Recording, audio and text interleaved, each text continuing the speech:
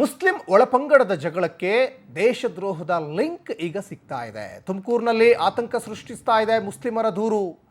ಪಾಕ್ ಮೂಲದ ಸಂಘಟನೆಯಿಂದ ದೇಶದ್ರೋಹ ಚಟುವಟಿಕೆ ಏನಾದರೂ ಆಗ್ತಾ ಇದೆಯಾ? ಮುಸ್ಲಿಮರ ಒಳಪಂಗಡದ ಜಗಳಕ್ಕೆ ದೇಶದ್ರೋಹದ ಲಿಂಕ್ ಆಗ್ತಾ ಇದೆ. ತುಮಕೂರಿನಲ್ಲಿ ಈ ಮುಸ್ಲಿಮರ ದೂರು ಆತಂಕ ಸೃಷ್ಟಿ ಆಗ್ತಾ ಇದೆ. ಪಾಕ್ ಮೂಲದ ಸಂಘಟನೆಯಿಂದ ದೇಶದ್ರೋಹ ಚಟುವಟಿಕೆ ನಡೀತಾ ಇದೆಯಾ? ತುಮಕೂರು ಎಸ್ಪಿಗೆ 150ಕ್ಕೂ ಹೆಚ್ಚು ಮುಸ್ಲಿಂ ಮುಖಂಡರು ಈಗ ದೂರನ್ನು ಕೊಟ್ಟಿದ್ದಾರೆ. ತುಮಕೂರು ಮೂಲದ ಇಶ್ರತ್ ಎಂಬ ಮುಸ್ಲಿಂ ಮಹಿಳೆ ವಿರುದ್ಧ ಈಗ ದೂರು ದಾಖಲಾಗಿದೆ. ಎಂಎಫ್ಐ ಸಂಸ್ಥೆಯಿಂದ ಸೂಫಿ ಪಂಥದ ತತ್ವಗಳ ವಿಚಾರದಲ್ಲಿ ಯೂಟ್ಯೂಬ್ ಮೂಲಕ ಪ್ರಚಾರ ಮಾಡಿರುವ ಆರೋಪ. ಸೂಫಿ ಪಂಥದ ಅನುಯಾಯಿ ಆಗಿರುವಂತಹ ಪಾಕ್ ಮೂಲದ ಇಶ್ರತ್ ದೇಶದ್ರೋಹ ಚಟುವಟಿಕೆ ಆರೋಪದಡಿ ಎಸ್ಪಿಗೆ ಒಂದು ಕಡೆ ದೂರು ಈಗ ಸಲ್ಲಿಕೆಯಾಗಿದೆ.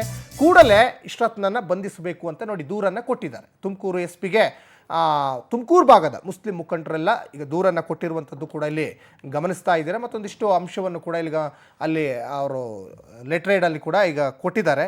ಅಂದರೆ ಮುಸ್ಲಿಂ ಒಳಪಂಗಡದ ಜಗಳಕ್ಕೆ ದೇಶದ್ರೋಹದ ಲಿಂಕ್ ಈಗ ಸಿಗ್ತಾ ಇದೆ. ತುಮಕೂರಿನಲ್ಲಿ ಮುಸ್ಲಿಮರ ದೂರು ನಿಜಕ್ಕೂ ಒಂದು ಕಡೆ ಆತಂಕ ಈಗ ಸೃಷ್ಟಿಯಾಗ್ತಾ ಇರೋದಂತೂ ಸತ್ಯ.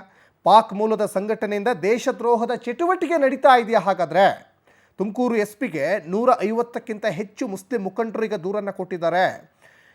ಎಂಐಎಫ್ ಸಂಸ್ಥೆಯಿಂದ ಸೂಫಿ ಪಂಥದ ತತ್ವಗಳ ಪ್ರಚಾರದ ಆರೋಪ ಹಿನ್ನೆಲೆಯಲ್ಲಿ ದೂರನ್ನು ಕೊಟ್ಟಿದ್ದಾರೆ ತುಮಕೂರು ಎಸ್ಪಿಗೆ ಅನ್ನೋದು ಕೂಡ ಗೊತ್ತಾಗ್ತಾ ಇದೆ. ಸೂಫಿ ಪಂಥದ ಅನುಯಾಯಿಯಾಗಿರುವ ಪಾಕ್ ಮೂಲದ ಇಶ್ರತ್ ದೇಶದ್ರೋಹ ಚಟುವಟಿಕೆ ಆರೋಪದಡಿ ಎಸ್ಪಿಗೆ ಈಗ ದೂರು ಸಲ್ಲಿಕೆಯಾಗಿದೆ. ಕೂಡಲೇ ಇಶ್ರತ್ ವಿರುದ್ಧ ಕಾನೂನು ಕ್ರಮ ಕೈಗೊಳ್ಳುವಂತೆ ಮುಸ್ಲಿಂ ಮುಖಂಡರು ಈಗ ಆ ದೂರಿನಲ್ಲಿ ಒತ್ತಾಯವನ್ನು ಕೂಡ ಮಾಡಿದ್ದಾರೆ. ಮತ್ತು ಆ ದೂರು ಪ್ರತಿಯನ್ನು ಕೂಡ ಅಲ್ಲಿ ಕೊಡ್ತಾ ಇರುವಂಥ ದೃಶ್ಯಾವಳಿ ಕೂಡ ಗಮನಿಸ್ತಾ ಇದ್ದಾರೆ.